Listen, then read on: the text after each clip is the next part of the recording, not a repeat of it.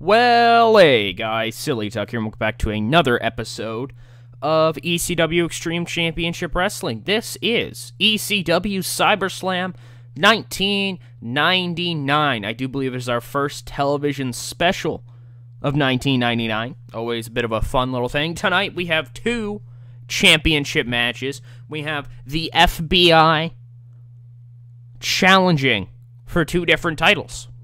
We have Little Guido and Tony Mamaluke challenging the ECW Tag Team Champions of the World. That was cringe. I could tell it was. Fuck. Yeah, they're challenging Matt and Jeff, the Hardy Brothers. And in our main event of the evening, we have Tracy Smothers challenging against the, I believe, Unbeaten. Oh, Jesus Christ, I didn't realize my cat was in here. Oh, Jesus. She's gonna whine to get out. I'm gonna run and do that. I don't care to edit these things. Fuck editing. Only the most professional content here. Yeah, alright. I know you want out. Go. Anyways, yeah, so, against, I want to say undefeated since becoming champion Taz, our television champion. We are, of course, in the Hammerstein Ballroom. Where else would we be? Bit of a little thing I just wanted to point out to you guys. We had another successful show in the Southeast. I believe, yeah, 2 weeks ago. I'm not sure I mentioned that or not. But yeah, we had another successful show. And if you want to take a look right here at our importance, we're growing. We're constantly growing. In order to become cult, we need 47 importance in 2 regions of America. We already have that in Tri-State, and we have 38 currently in the Southeast, so we are 9 points away from cult. I'm very excited for that. I think we can hit it by the end of the year. If not, I will probably up the, I'm going to try to get cult by 2000. If I can't get cult by 2000, well, we'll probably get cult early to mid 2000 if we don't get it in 99. How about that? Kind of depends on how long it's going to take here. Years' time, though, I assume we will either be cult or just barely not be cult. So I'm very excited for that.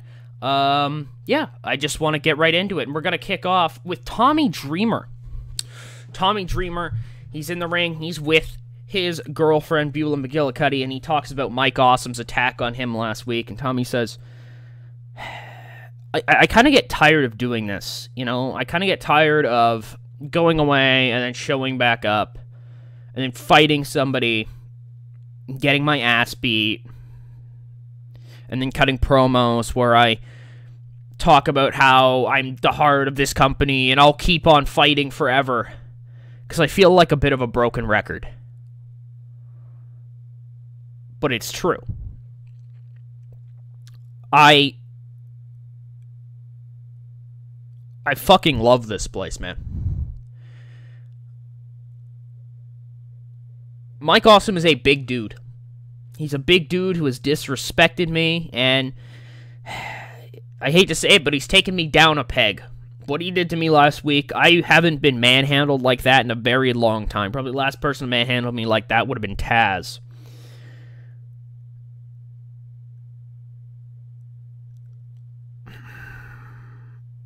But I got thinking. I sat there and I said, well, what's the options here? Either you go and fight a battle that there's very little chance of you winning, and you lose, and even worse, I could get hurt. I could lose my career. And I'm shocked that more guys haven't been put out of this business after they fight Mike Awesome, because I don't know if you guys saw last week or not. That guy's fucking big, and he's fast, and he's tough, and he doesn't give a fuck who he hurts.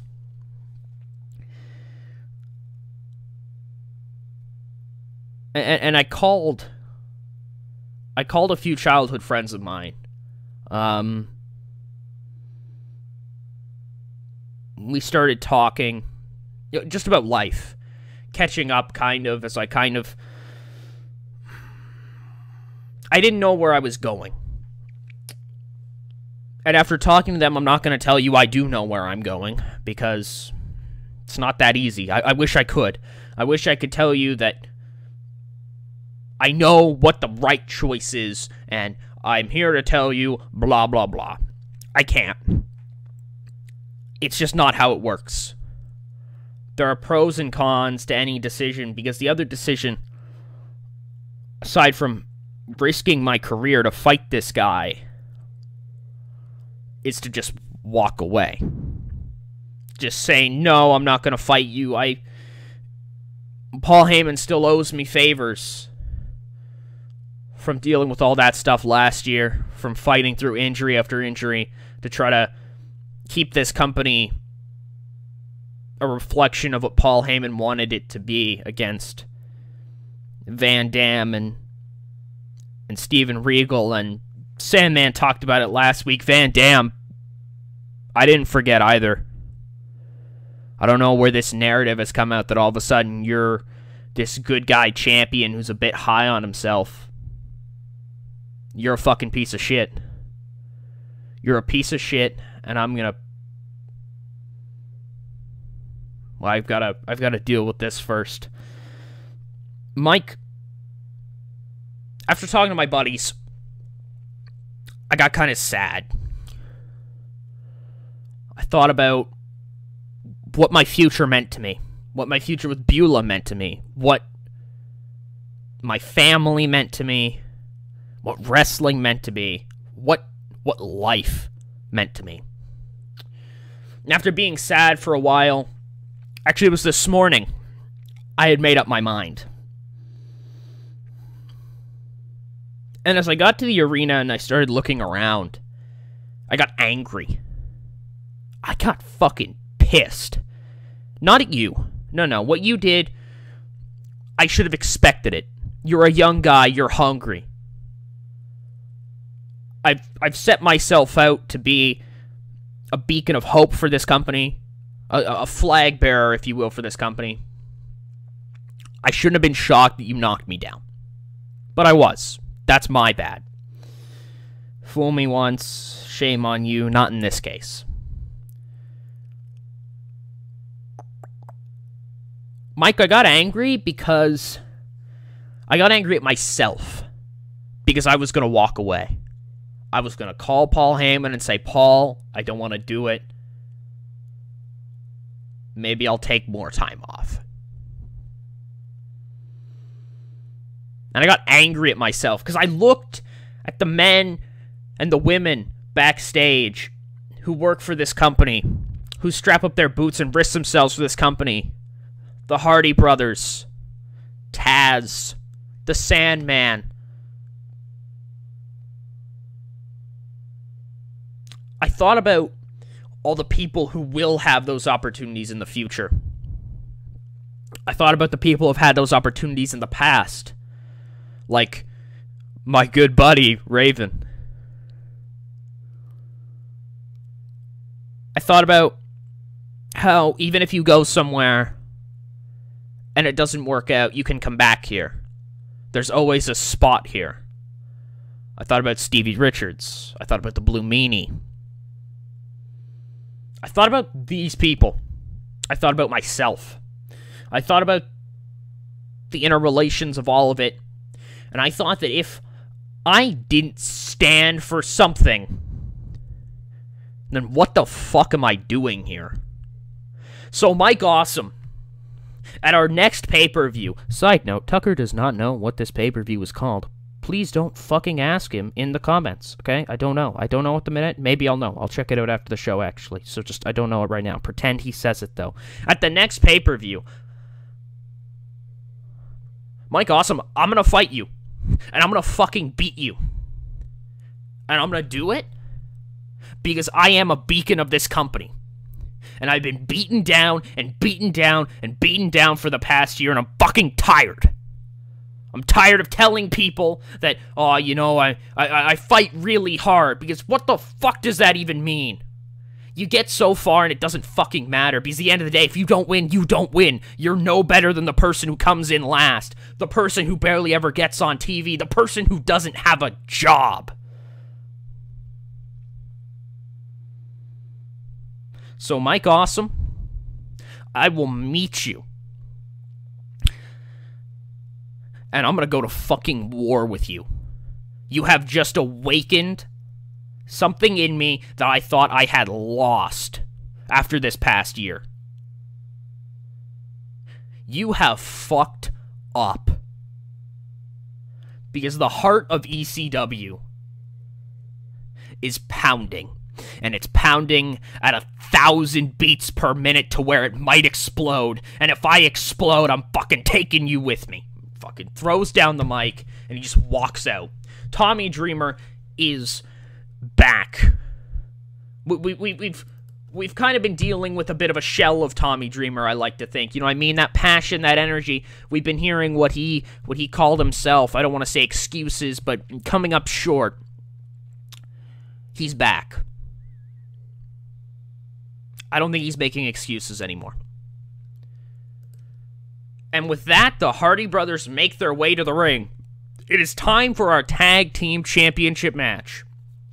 Matt and Jeff, the Hardy Brothers, have just won and recently defended their Tag Team Championships, both against the Dudley Boys. They are some of the youngest ever ECW Tag Team Champions. They may be a little inexperienced, but there's nothing that some fucking high-flying crazy shit can't handle, alright? Their inexperience is leveled out by the fact that these two will do anything to achieve victory. It's the FBI, the recently rejuvenated FBI. Little Guido and Tony Mamaluke taking on Matt and Jeff Hardy for the Tag Team Championships. And a 71C+, holy fuck. Damn, that's really fucking good. But that had good wrestling, a decent reaction from the crowd. The FBI defeat the Hardy Brothers in 11-12 when Little Guido defeated Jeff Hardy by submission with the Sicilian Crab after Tracy Smothers and Tommy Rich just fucking hammer people in the ring. They're distracting everybody. The FBI, the four of them, there were fucking 5 of them. No, there weren't. There were only 4 of them. But they're all over the place. And Little Guido captures the Tag Team Championships. Him and Tony Mamaluke are Tag Team Champions of the world. And the Hardy Brothers, they've just suffered a huge setback, right? Youngest Tag Team Champions ever. They were on a fucking roll, man. Nobody could stop them, or could they? You know what I mean? Because the FBI just did it, and you can call numbers advantage, whatever, it doesn't matter. At the end of the day, there are 2 guys with the belts and 2 guys without the belts, and the 2 guys with the belts are Tony Mamaluke and Little Guido. The FBI is 1 for 1 tonight. Can they go 2 for 2? There's my dogs freaking out there in the background. It doesn't matter. Moving forward. Oh, Jesus. Shane Douglas is on the mic, and he's talking again about how, you know, I'm the fucking franchise. You know, how am I not on the main program tonight? It's a television special, and I have to come out here and make my own time for myself. That's bullshit. I'm the franchise of this company. How the fuck am I not in the spotlight? How the hell do I have to compete against however many other guys and lose to the fucking Sandman when I was never pinned? I should be world champion right now.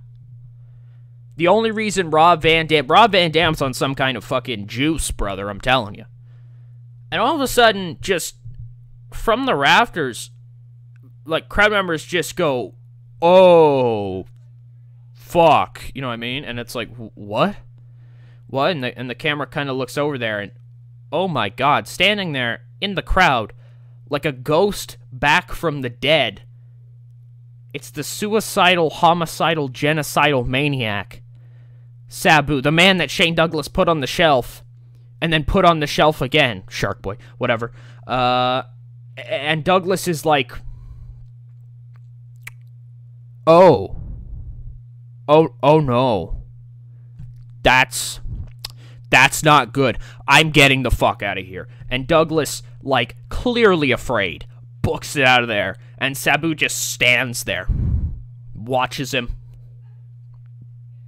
barely emotes. But it sends a big enough statement in my mind. We just have a bit of a squash match. Need to fill some time. Got the Dudleys in there. They're rolling. They beat Danny Doring and Amish Roadkill in about 1:43 when Devon defeated Danny Doring.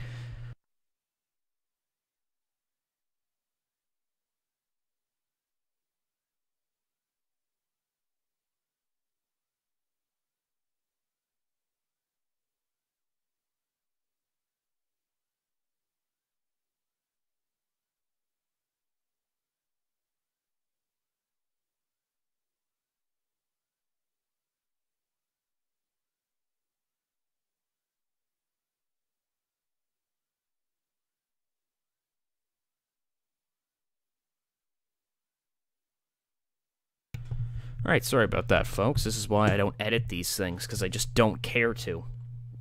Anyways, yeah, they pick up a victory. Easy enough, I guess.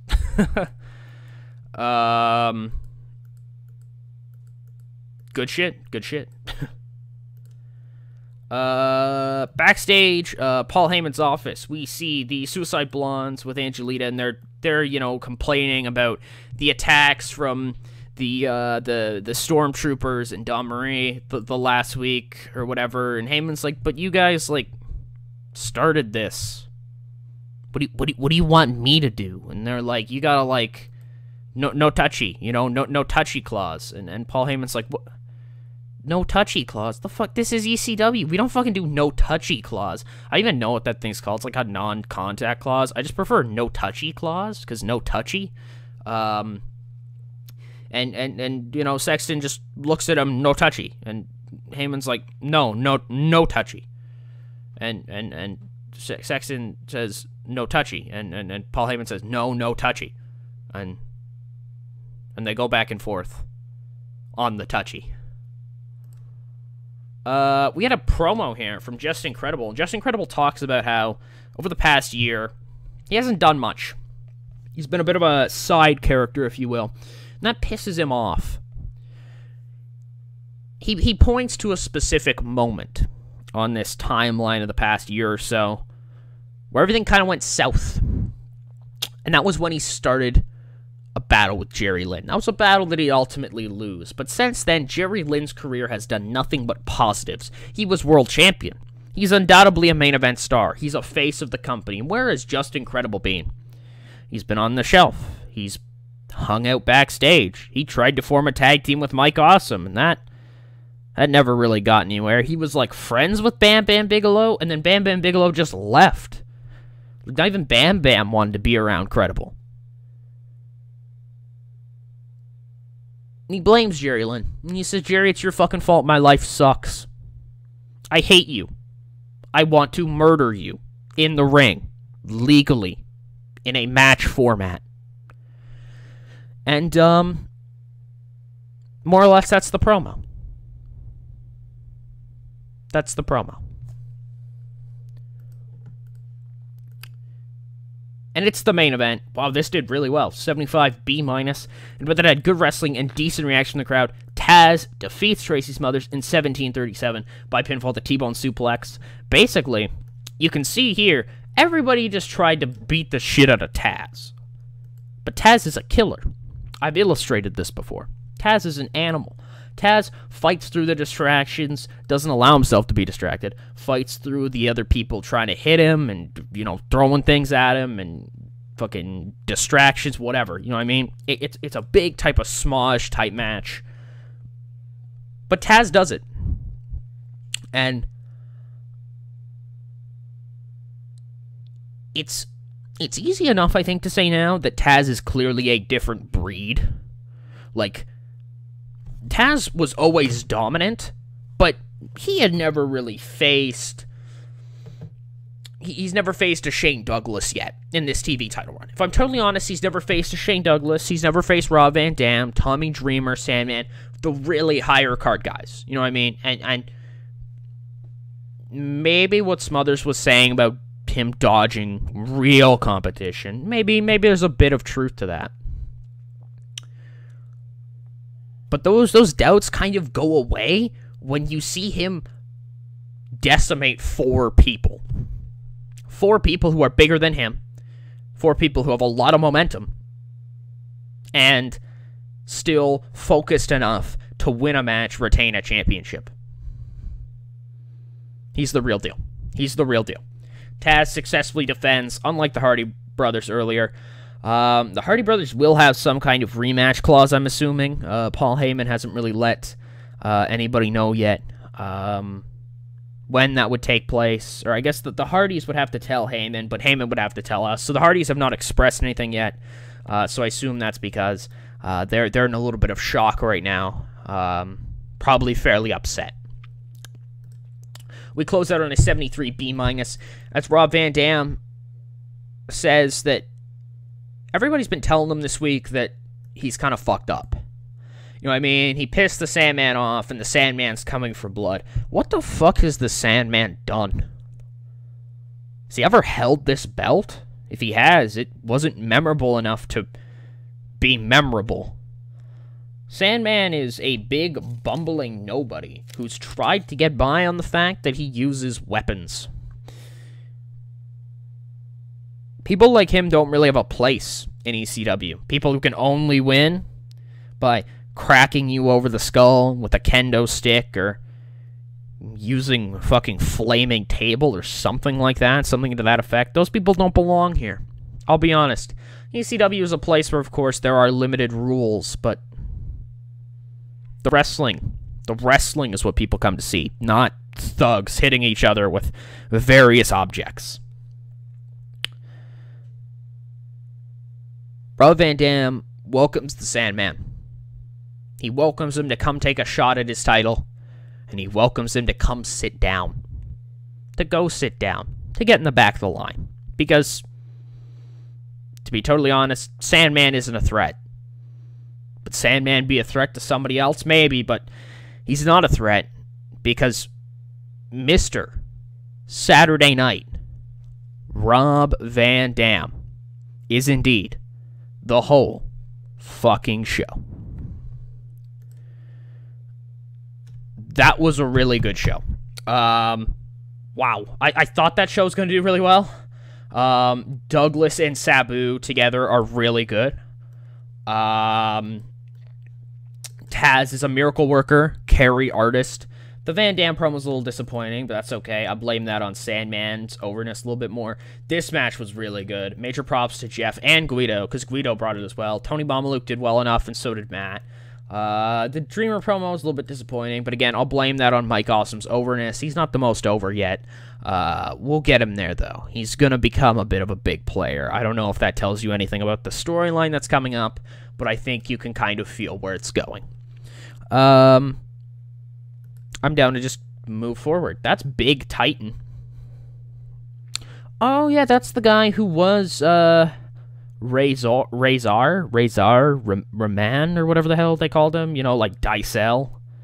I think it was Razor Roman? I don't remember.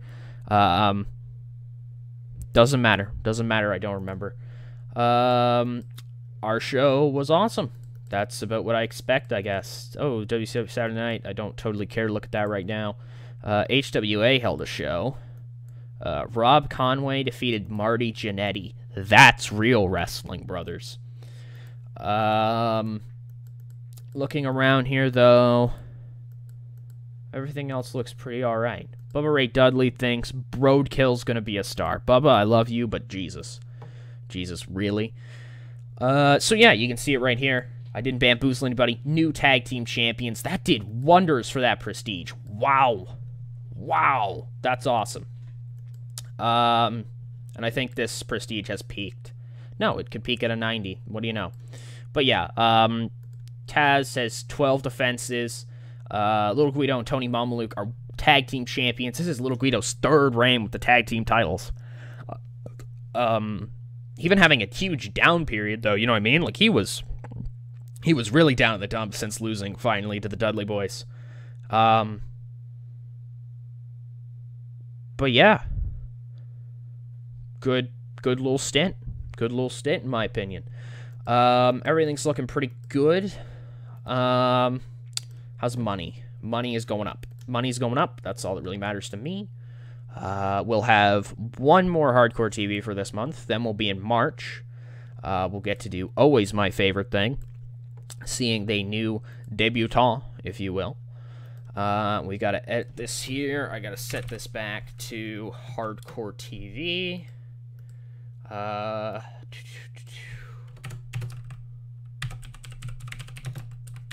There you go. That looks good to me. And I do want to do something very, very, very quickly.